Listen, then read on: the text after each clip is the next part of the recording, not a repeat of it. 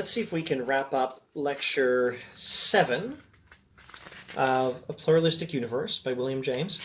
And here we have only to consider the last 3 pages, and I won't be thorough. He says some things about Gustav Theodor Fechner, the subject of Lecture 4 of the same book. And he talks about the Hegelians. He gives some friendly criticisms of Fechner, very friendly, some somewhat less friendly criticisms of the Hegelians. And he lays out his plan of attack. Now, ultimately, he's interested in the biggest ideas here.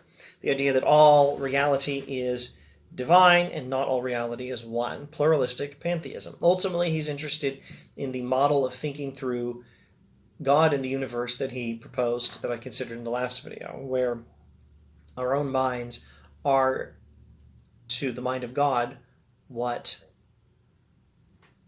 our own outer experiences are to our own minds. To specify, to clarify, we have experiences that are part of our own field of consciousness that are not part of the center. I'm not consciously at this time aware of whatever I'm feeling in my left foot, for example.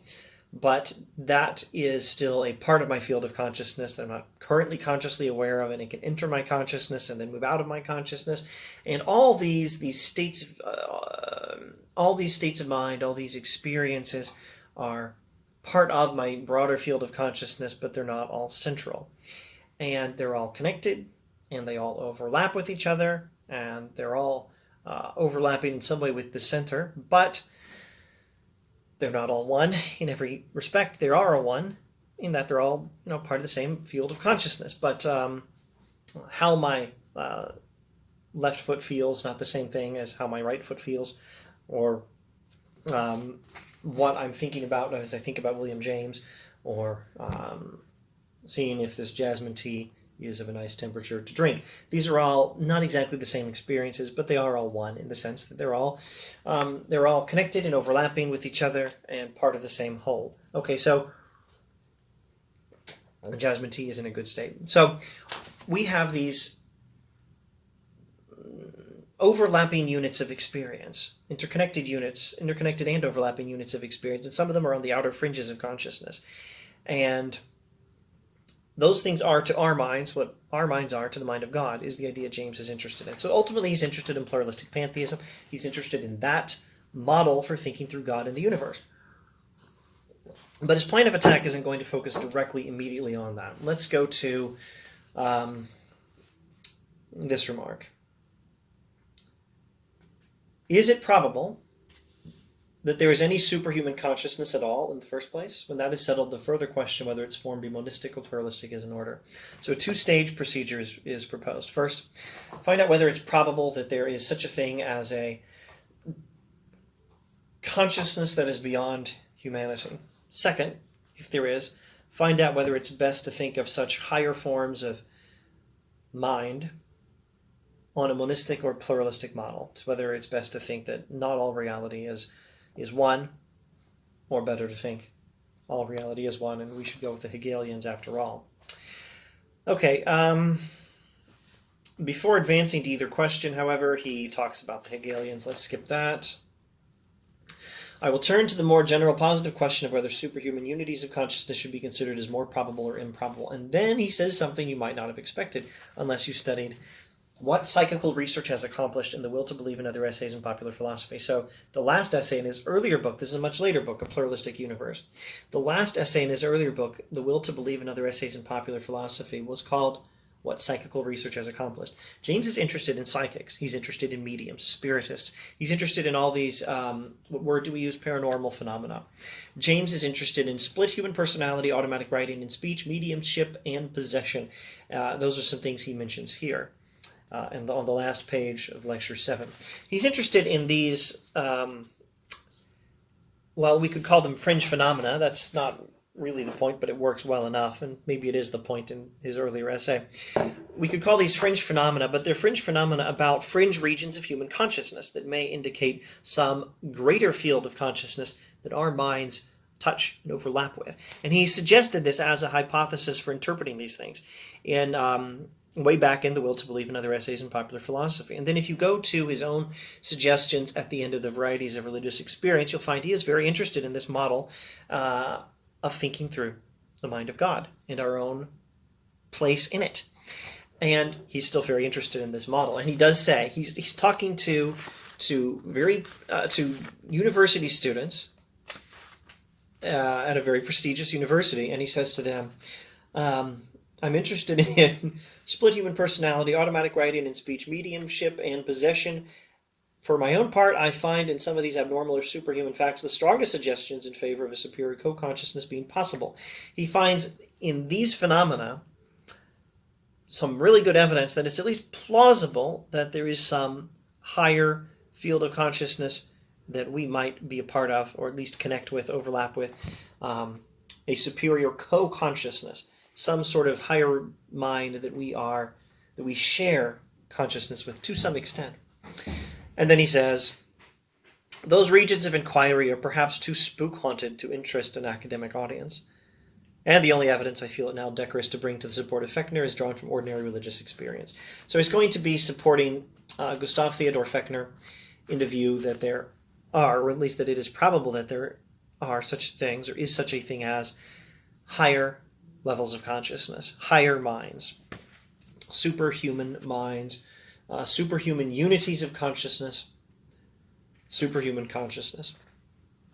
He's going to be arguing that that is a reasonable view, that it's probable, and he's not going to appeal to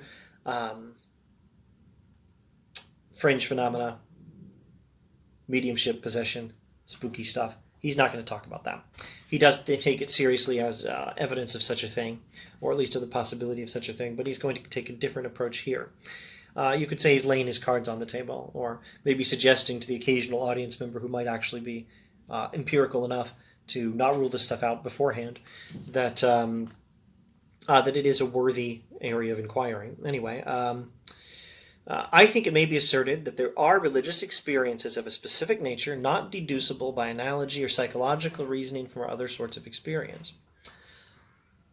I think that they point with reasonable probability to the continuity of our consciousness with a wider spiritual environment from which the ordinary prudential man, who is the only man that scientific psychology, so-called, takes cognizance of, is shut off.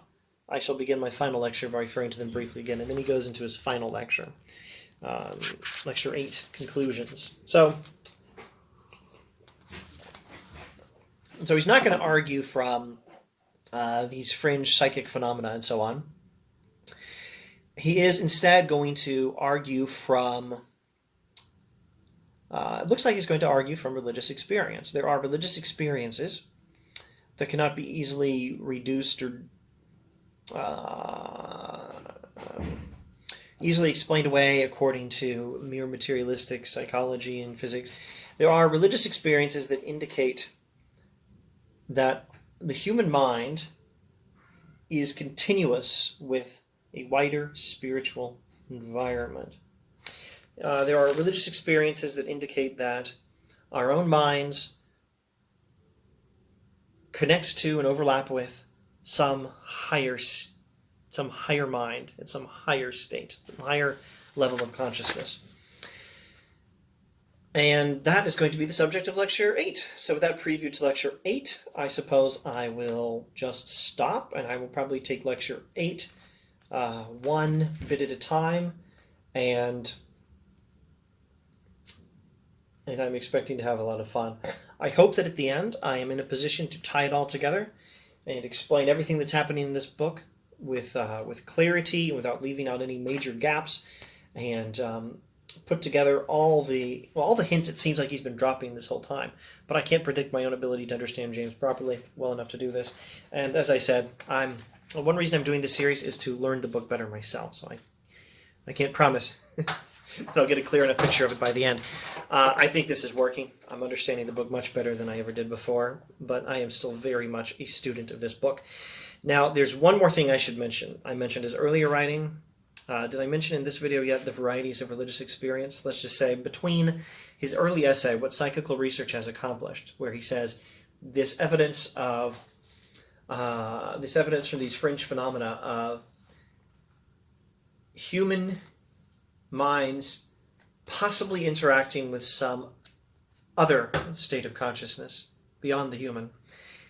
This evidence suggesting the possibility of our minds being continuous with, connected to, perhaps overlapping with some higher mind. This evidence from what psychical research has accomplished in the varieties, in The Will to Believe and Other Essays in Popular Philosophy, this early reading takes that evidence seriously, and this theme is continued in the Varieties of Religious Experience, where he looks at religious experience in glorious, exhaustive, and voluminous detail. It's a long book, The Varieties of Religious Experience, and he concludes by suggesting that there is such a thing as a superhuman consciousness, and in religious experience we are connected to it. That's his interpretation of religious experience in the Varieties, and it looks like he's going to be building on the same ideas in Lecture 8 of A Pluralistic Universe. All right, see you in Lecture 8. If you're nerd enough to keep coming back for this. Thanks for watching.